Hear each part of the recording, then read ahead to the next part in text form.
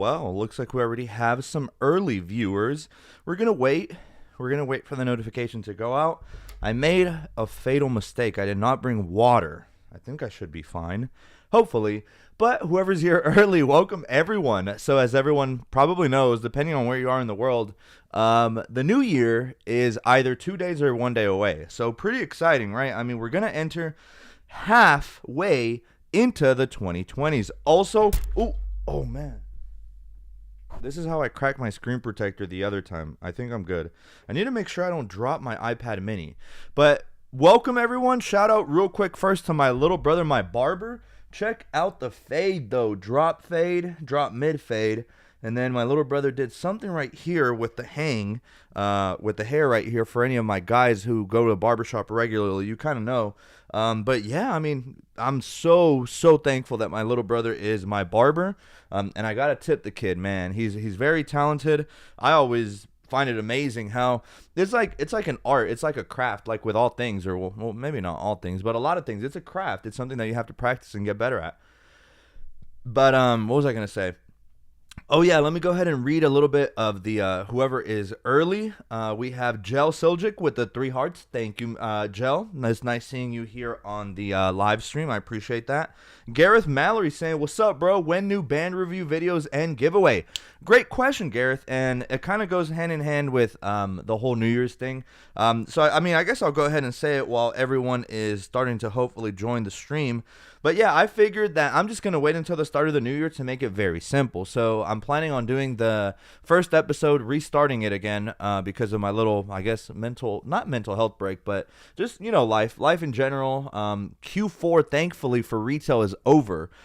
Which for anyone that works in retail, you know that Q4 are the months of December, November, and October, i.e. the busiest days of the year, right? So now that that's behind me and retail in general, that just means that I should have more time now to read again. I've been wanting to definitely read. That's one of the things that in 2025 I want to start doing.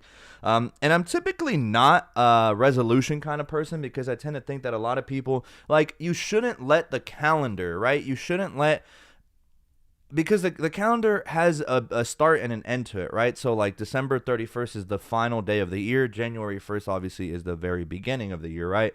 So you shouldn't have your actions be dictated by a calendar, or at least I tend to think that way, right? I think if you truly want change, it has to come from within. And if you truly want to change, whether that's, get more knowledgeable in a skill, maybe lose some weight, maybe, build an emergency fund or whatever, these are things that you have to implement. You have to make change now so that those changes end up becoming habits and they're permanent, rather than just going extremely hard on the first month and then by mid-February you give up. And speaking of, since for anyone that goes to the gym, I am kind of low-key dreading the first month of January at the gym. Now what's cute is that my mother, who is turning 60 next year, God willing, my mom and my stepdad, they decided to join Planet Fitness the other day, and I think it's the most adorable thing ever.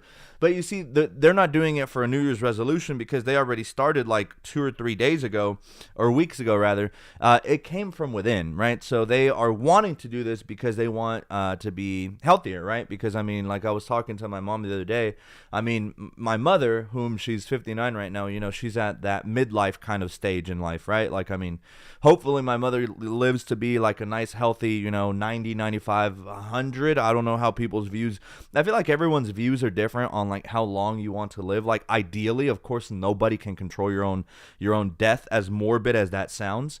But I would say, like, I mean, I take care of my body for the most part. I'm not perfect, I'll drink junk food, I'll drink beers, whatever. But for the most part, I feel like I take care of myself, right? And what that really has a lot to do is just movement, just always staying fit in one way, shape, or form. It doesn't matter if you're playing basketball, if it's a light walk by your park every day, which is fantastic for mental health, by the way, or lifting weights. Like, if you take care of your body, it'll take care of you in the future. But I'd say, I don't know. I don't feel like I'd want to live past like 95, certainly not 100. And I've always said, if there's a point where I cannot control my bowels anymore and I have reverted, right, the whole life sequence of diapers, long time of no diapers, right? I mean, I would assume so. And then going back, reverting to diapers again at the end of life, like that's where at that point I might consider, if I get sick, don't be afraid to just pull the plug. I'm just kidding. Pretty morbid, but anyway. Gareth, no, to answer your question. So yeah, I'm just gonna make it easy and just start, at the beginning of the month, because at the conclusion of the band reviews and on the live stream announcement, I want to treat myself. I said I would treat myself, but now I'm gonna wait, because what I'm gonna do is, where is it? Explore all. No, I want bands. Anyway, what I was gonna say is that I wanted to treat myself to a very, very nice Hermes band. It will probably be the most expensive band I ever buy to date. But before I get it, I must complete all the band reviews. So that'll be kind of like for me to be like, hey, come on, let's pump out those videos as quickly as we can. It's that one right there. So this band right here, $999. It is the Apple Watch Hermes Satine Grand H. Now, obviously, I probably butchered that. I do not speak French, although Spanish and French, they're both Romance languages. But man, this is just crazy. This band is phenomenal. It looks so dope. Man, let me look at the description. It says, Grand H interprets a classic watchmaking style for the modern day, juxtaposing engineered... there's just a general thing. But so anyway, that'll be the kind of finale to the band reviews, and I think it'll be really, really cool because, I mean, I've never purchased a $1,000 band before, but I guess there's always a first, right? Stormy Day, hi. Stormy Day says, if I had $1 for every time Juan has dropped his iPad minis, I would have enough to buy Pokemon Black complete in box. I do. I drop this thing all the time, and I don't know why. Like, it's this tablet specifically. I'm typically not a Butterfinger when it comes to other things, but anyway, also let me interject here, guys, and ask for whoever is watching, or for anyone who tunes in a little late, let me ask you, what is something in general, whether you believe in New Year's resolutions or not, what is something in general that next year in 2025 you want to improve upon, right? So I'll wait a little bit for the responses to come in. Hopefully more people start coming in, and then that way I can also ask the question.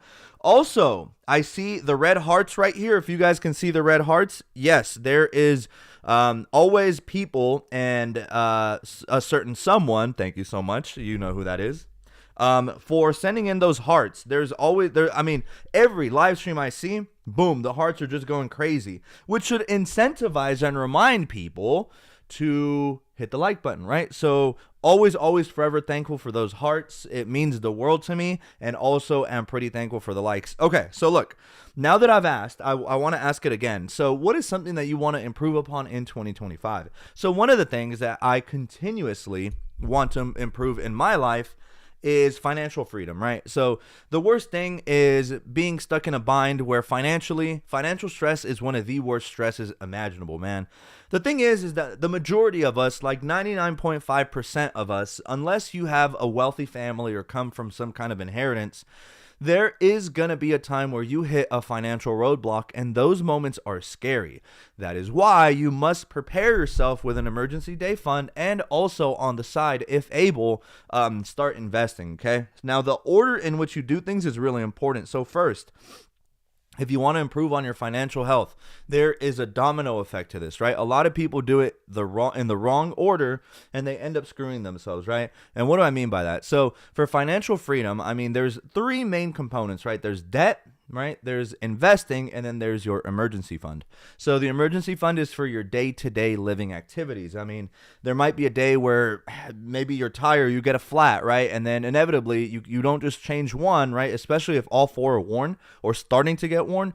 You don't just buy one, you need to buy a minimum of two, right? And then if you want to get the whole set, then as you guys know, depending on what kind of vehicle you drive, tires and wheels, they're not cheap, man. So a lot of people want to invest first, but then have a heavy debt burden in the form of like student loans or credit cards or whatever. And then you're not doing yourself any kind of good service, because check this out: while your investments, let's just say, are making 10% annually per year, which is the average, on a monthly basis, you're being charged 25 to 30% in interest on those credit cards. So you see how that doesn't make sense? What you want to do first is tackle that debt and get that debt burden as low as you can. Then that way you have more money disposable for investing. That's how it works. It's a domino effect. It's a snowball effect. And so this is why I'm saying that next year, as usual, I want to always continue to improve on my financial health. Ladies and gentlemen, if you're able to, always, if you have some extra money on this, at the end of the month, rather than going to Dunkin' 3 or 4 times a week, hey, just go once or twice, make your coffee at home. And please, everyone who's able to, of course, I know that everyone's in different situations. Everyone should have an emergency fund of at least, what is it? I think it's 6 months worth of your bills and expenses, right? And it's not too impossible. So for a lot of people, it just depends. I mean, if you pay rent, if you pay insurance, if everyone's expenses are different. But let's just say for the average person, they have a roommate or whatever in college, and whatever, their expenses maybe on a monthly basis are going to be like $1,100, $1,200. Let's just use $1,200 as just a baseline example, right? $1,200 to basically, that's your portion of rent, your cell phone, the Wi-Fi, whatever, right? So ideally, to have 6 times worth that, you'd need to have more than $7,000 worth of money kind of set apart somewhere where it's very liquid as well. So the thing about emergency funds is they need to be liquid. And so liquid in financial terms means that you can have quick and easy access to it. It's not tied up anywhere. Like, for example, in the stock market, where first you have to sell the position, right? Then sometimes, depending on your broker, you have to wait 1 settlement day before your funds are even available for withdrawal. And then once you make the withdrawal, then that takes an additional 2 to 3 business days, right? And when you're in an emergency, let's just say that crosses the weekend. Let's just say you try to sell your positions on a Friday. Then that means that your funds won't be available to withdraw until Monday, the following business day, right? Because weekends aren't business days.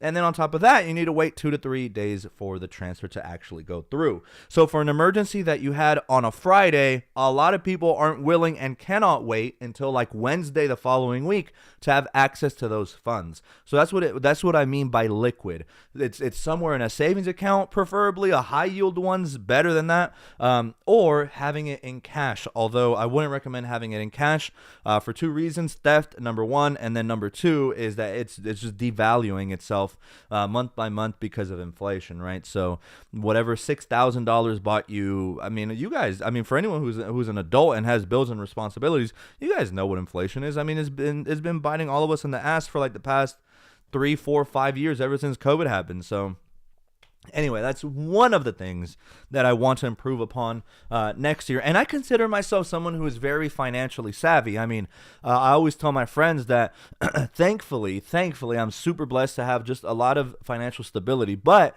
that is because my parents aren't wealthy. I lost my dad when I was 22, I believe. So I've constructed this all by myself. I've had to learn all of this all by myself.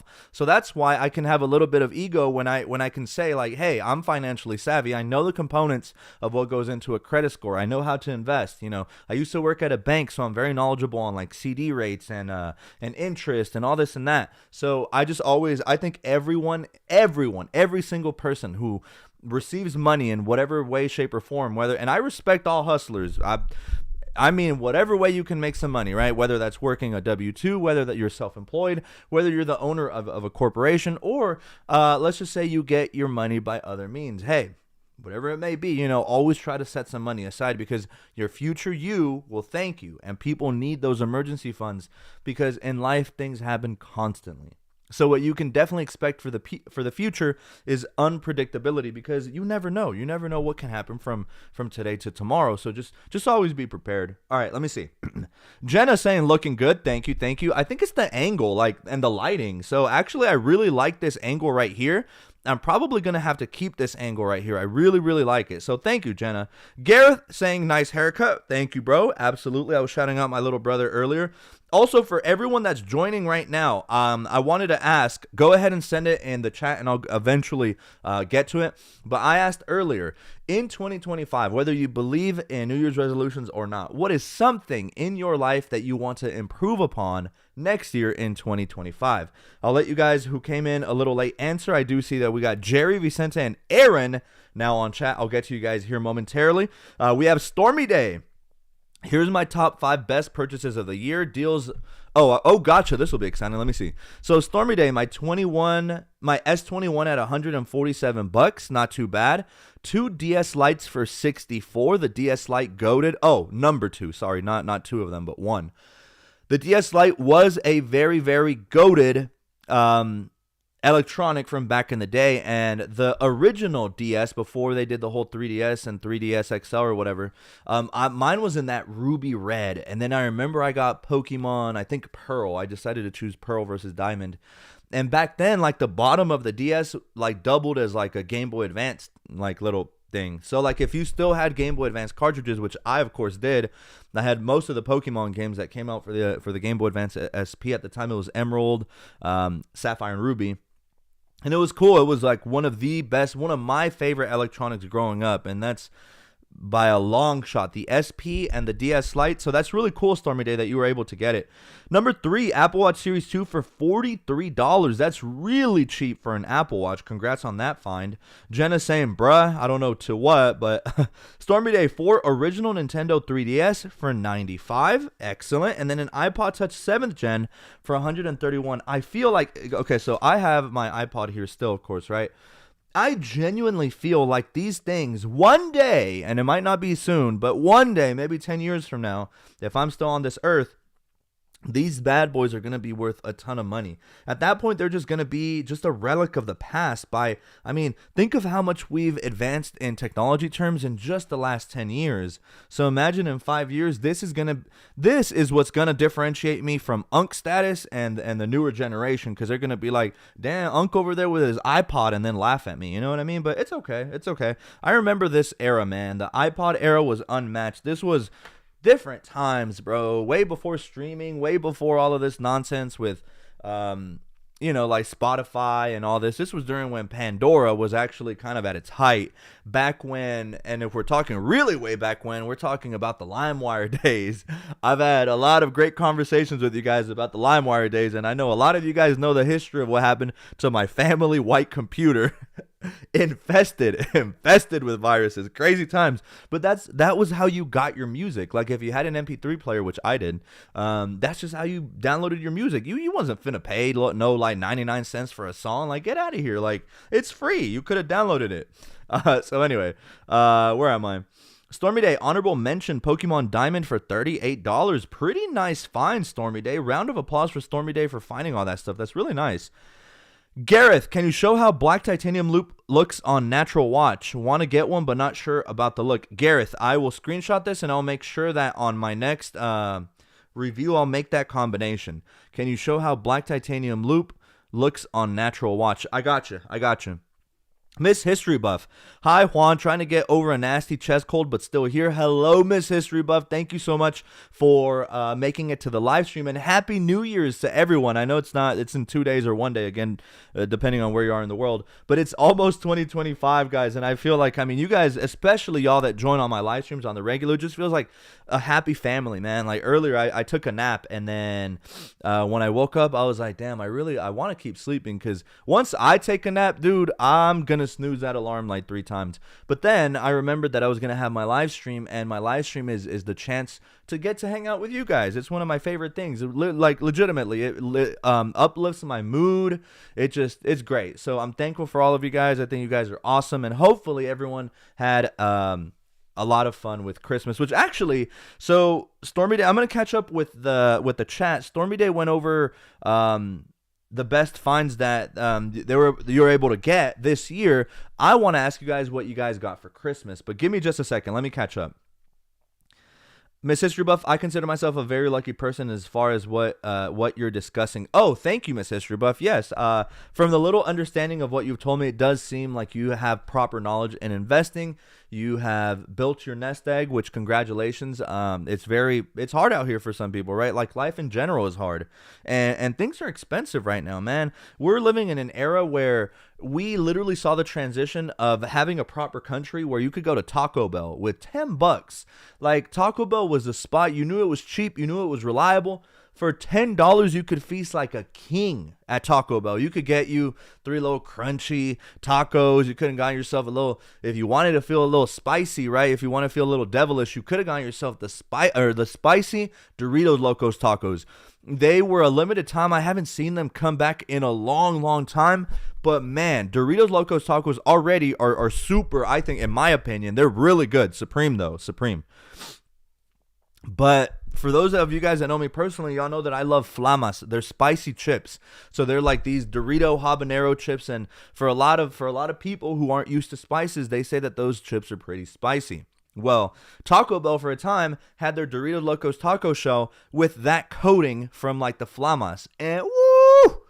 So good. Also, their protein bowls are actually pretty good if you're like cutting or if you're lifting weights. They just take out this is what I do. I take out the ranch dressing that comes in their little protein chicken bowl. But other than that, it's really healthy and it's pretty affordable too. And then what else? Something about Taco Bell. Oh yeah, all of this to say you could have went in with $10 and gotten like 9 items probably. Nowadays, one of their little burritos, tiny little burrito, like $3.50. What happened? You know, like three supreme tacos with your drink is gonna cost you like almost $11 with the meal. Like, what happened? You know? Oh, and then Taco Bell dropped some chicken nuggets, which is odd that Taco Bell is making chicken nuggets. But I was checking on someone's TikTok was basically talking about them, and they have a ton of protein. Now, mind you, of course, you have the saturated and unsaturated fats from the oils and whatnot. But if you're lifting and if you had a really, really, really like good pump day or whatever, like your chest, arms, legs or whatever, you lifted a lot, go to Taco Bell and get you their little chicken nuggets. I mean, they're with the protein to calorie ratio, it's from what I've understood, from what I've seen, I've done a little bit of research. That's what I might do. I think it's like 72 whole grams of protein in an order of their chicken nuggets. And for anyone that lifts, that's a ton of protein for just one entree. Well, so that's really good. They say that if you want to start putting on like some nice muscle, you need to be consuming at least half of your weight in protein. So let's just say someone like me right now, I'm hovering around the 200 pounds roughly, maybe a little bit more. But if I want to really, be consistent with the muscle gains, then I need to consume at least 100 grams of protein per day, if not more. So on some days it does get hard to try to consume all that protein, although like muscle milk helps, the little shakes, those are pretty good, but nothing beats the protein that you get from like raw fish or just like poultry, but not processed poultry, but like just fish and chicken and red meat, like stuff that you can make here at home and you don't have to necessarily go out and buy. So anyway, Jerry Aguirre, my boy Jerry with the yurt. And then we got Vicente saying, hey, primo. Hello, primo hermano. Hopefully you've been doing good. Aaron says, hey, Juan, I sold some BTC at 108K. Nice. I bought the Hermes Grand H. No, you didn't, bro. Aaron, send me pictures, bro. Let me see. Go. You have me on Instagram, I think, maybe, or Twitter. You can also tweet at me if you want. I want to see. Vicente says they're going to be like, ahí está el pinche tío con tu Game Boy. I know, bro. That's funny. Vicente basically is just mocking me, the old head in me. The newer generation at the time will be like, damn, look at Unc over there with his with his little Game Boy. Man, that is crazy to think that when I was young, the Game Boy, who was to think that, well, I mean, technology advances quickly, but nowadays, if you tell, your typical JIT now, like if you tell your Gen Z, or wait, no, not Gen Z, it would be, what is the Gen Alpha, right? Gen Alpha is the newest one. And I think actually all babies born now in 2025, this will be the defining moment for the new generation. And by that, I mean like how you're categorized, right? So like I'm a millennial. Gen Z would be the next generation above mine. And then the one above Gen Z would be the Gen Alphas, right? So like my little nephews, they're Gen Alpha. But now anyone born after 2025, they would officially be considered Gen Beta. So let me go ahead and make everyone feel older than we already feel. But for me as a millennial, now that means that I have 3 generations on top of mine. So it's going to be, let me see. So it's going to go Gen Beta newest, then Gen Alpha.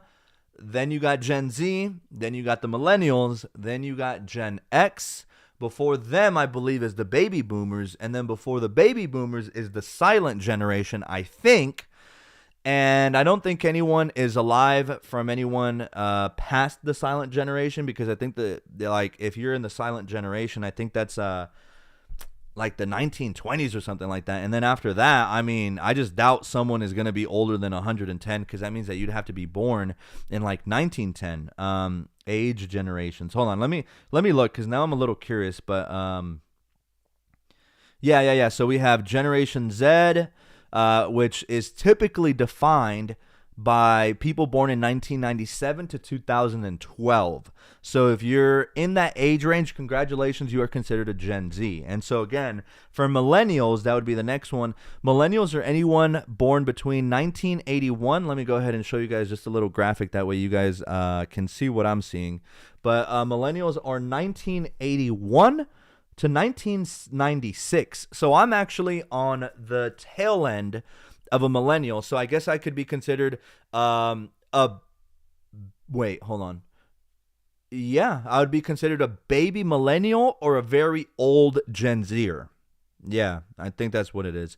So a baby millennial or a very old Gen Zer, at least for me. So I'm right there on the cusp of like old head, but still have like some, I don't know, Gen Z tendencies to me. After that, Generation X would be anyone born between 1965 to 1980. So that is the prime example. My mom would be Generation X. So my mom, that is her birth year. She was born in 1965. God bless that woman. I love her. But yeah, she'd be Generation X.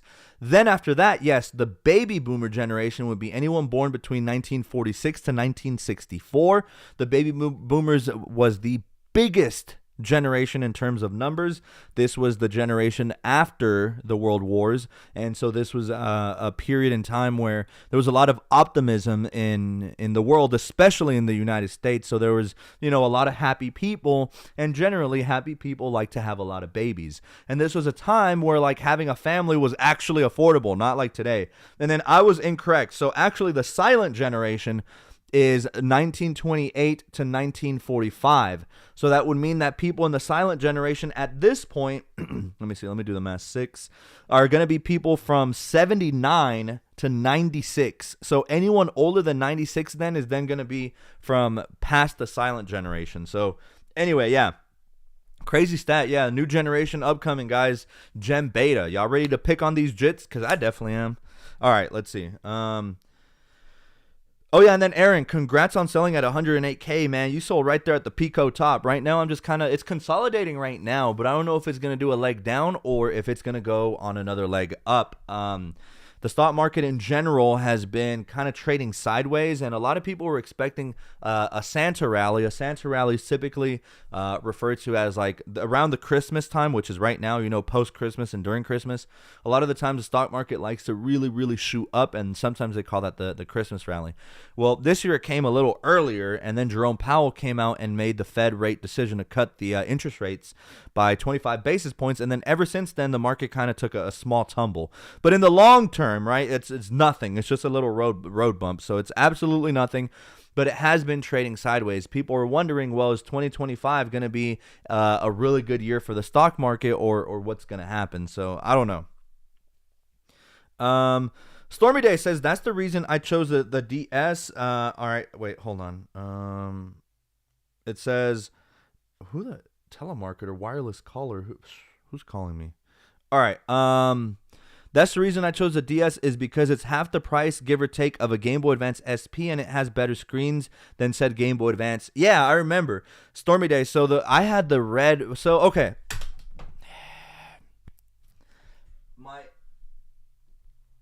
My iPad mini, no, it's still good, but I keep dropping it. I need to stop. Man. Okay, I know what it is. It's because I leave it at the edge of the table, and then my knee ends up hitting it, and it keeps falling. So I'm going to stop that.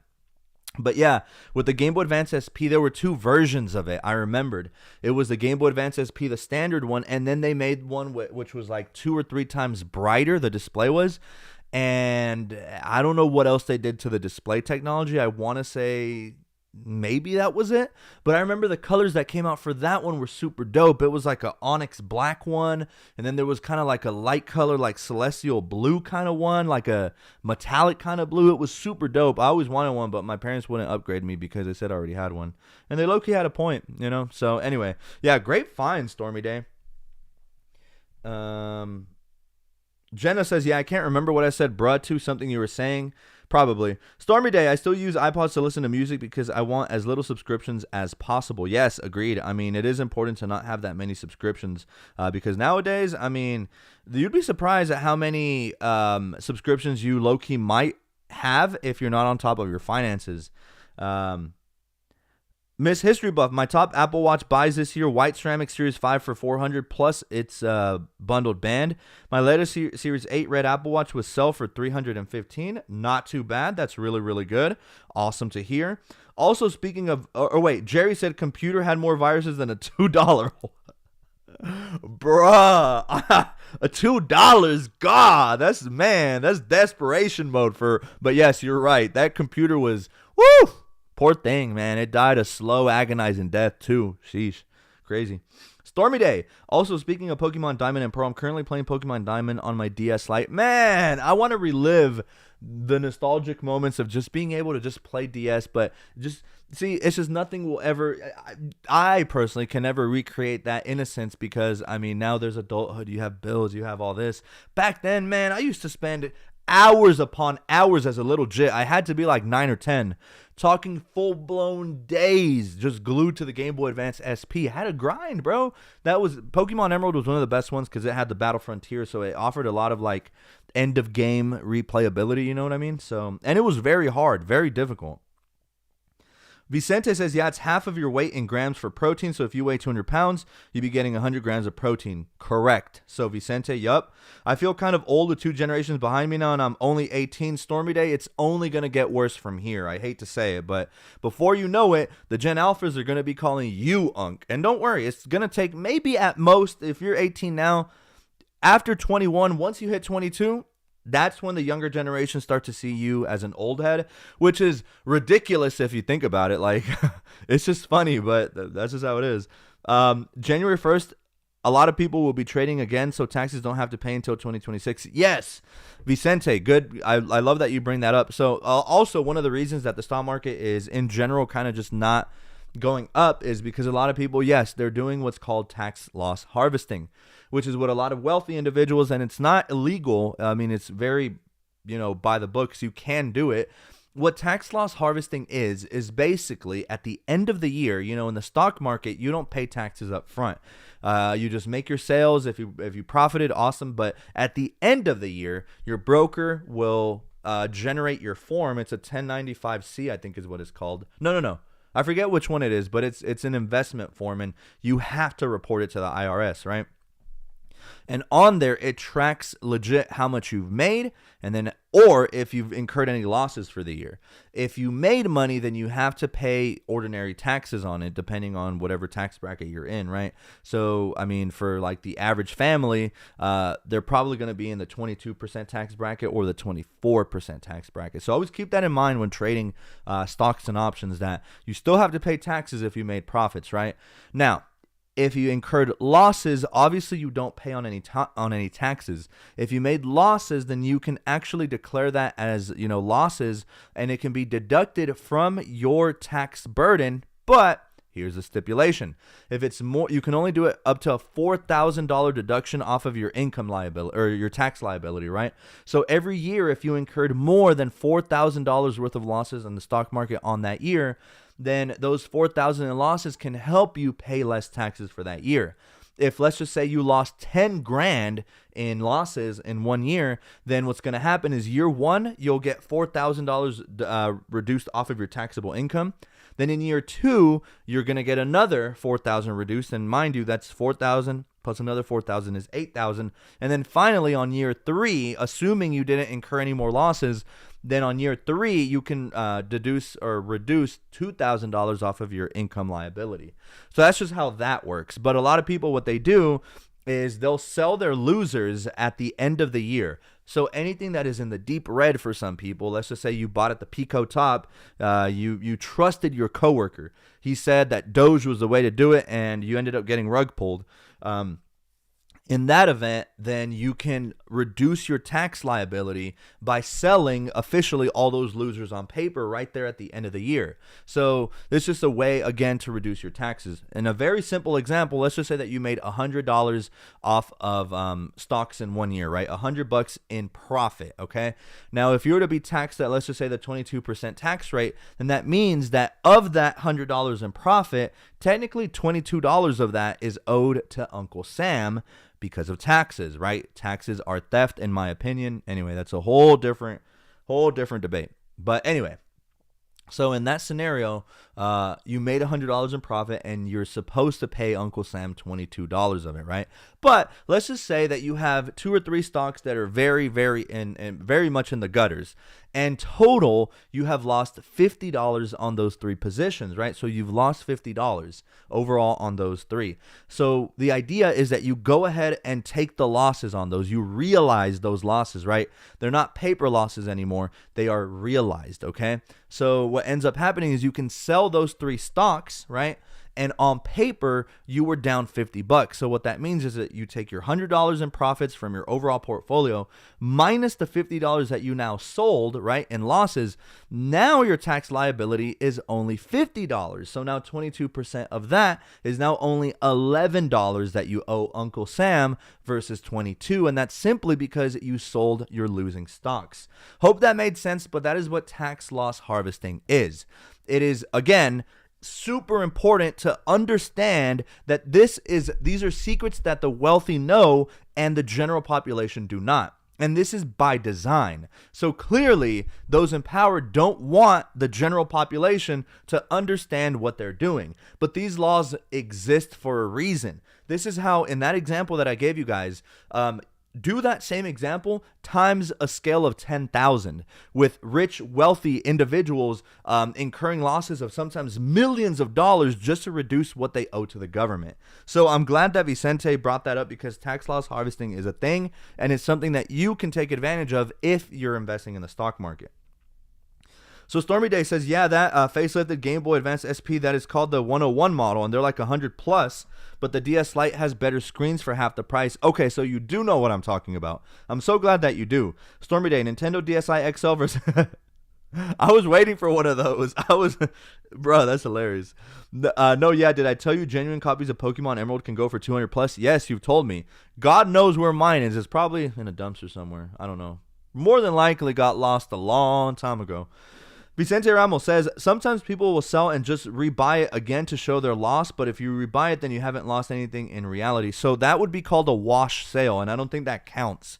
So in order for something to not be considered a wash sale, you have to wait 31 days, I think, 30 days or 31, before you can buy it again, and it won't be considered a wash sale. So in all of these examples that I've been giving you, let's just say you do that at the end of the year, but then on January 3rd, you buy the same thing again, then that's going to be a wash sale, and it's not going to be factored into all of these calculations. So keep that in mind. The wash sale rule is always intact. If you buy a position, or let's just say you sell a position for those tax advantages, whatever, and then you buy it back a few days later, wash sale, that does not count. You have to at minimum wait, just to be on the safe side, is 31 days before you can buy that stock again for it to actually count as, a tax event. So very, very good things that we brought up today. And hopefully these are things that are useful for anyone who's even remotely interested in investing. It's the small little things, right? Stormy Day, smoke alarm versus Apple AirTag battery drain test. That's hilarious.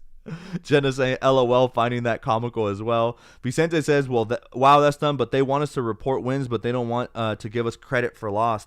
I know, man, I know. So, like, that's the thing. Like, you can have $20,000 worth of losses, and it'd be, let's just say hypothetically, like you're in a different tax bracket. Let's just say you bring in $500,000 a year.